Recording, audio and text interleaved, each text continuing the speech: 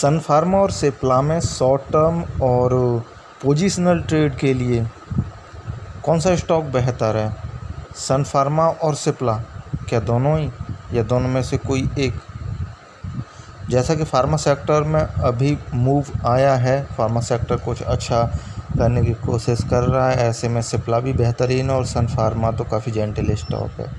लेकिन फ़िलहाल swing trade के लिए या शॉर्ट टर्म के लिए जो बेहतर रिजल्ट दे सकते हैं, सन फार्मा की तो मैं बात कर चुका हूँ। अब सिप्ला के बारे में बात करते हैं, क्योंकि सिप्ला में जो हालिया ब्रेकआउट हुआ है, बेहतरीन ब्रेकआउट हुआ और ये हो सकता है कि एक बेहतरीन रिजल्ट भी दे।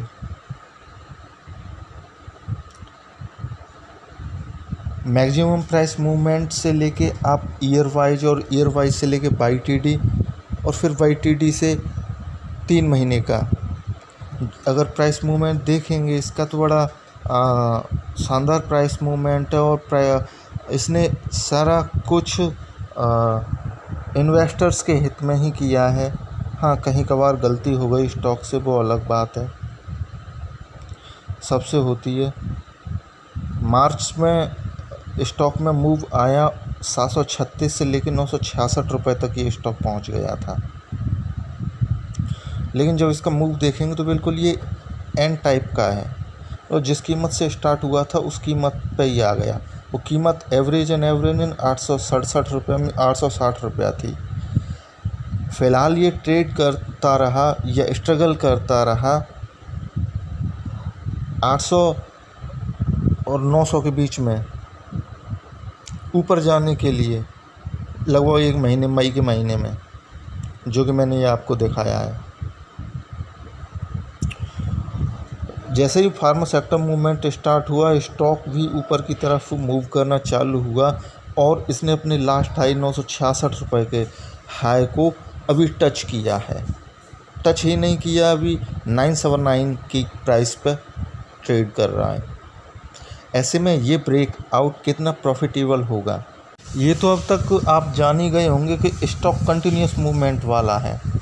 लेकिन अभी इसने जो मूव दिया है 960 से लेके 986 तक, एक ये जो लंबी ग्रीन कैंडल बनाई है इसने, ये ब्रेकआउट है, इसका तो क्लियर इंडिकेशन है। बट ये चीज़ मैं आपको प्राइस मूवमेंट, जब भी मैं स्टॉक के प्राइस मूवमेंट बताता हूँ और उनका बिहेवियर बताता हूँ, तो आपको हमेशा इस चीज़ के लिए सिखाने की कोशिश करता हूँ कि जब कोई स्टॉक मूवमेंट के साथ सडनली ऊपर जाए या नीचे जाए तो स्टॉक दोबारा से उसमें प्रॉफिट बुकिंग होगी, स्टॉक नीचे आएगा।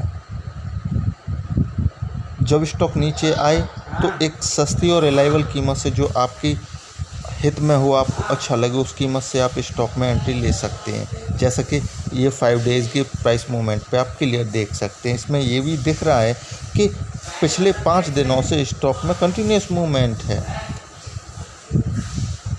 जो कि इसकी पॉजिटिविटी के तरफ इंडिकेशन करता है। बट स्टॉक में स्ट्रांगली अभी मूव आया है, थोड़ा वेट कीजिए, प्रॉफिट बुकिंग होगी। जैसे ही स्टॉक अपना 1/3 गिर जाए लगभग, ऐसे में आप एक अच्छी कीमत से स्टॉक में एंट्री ले सकते हैं।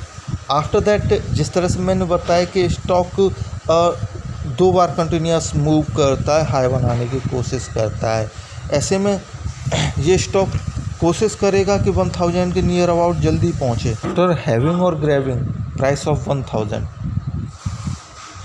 स्टॉक ऊपर की तरफ बहुत तेज़ी से मूव करना चालू कर देगा।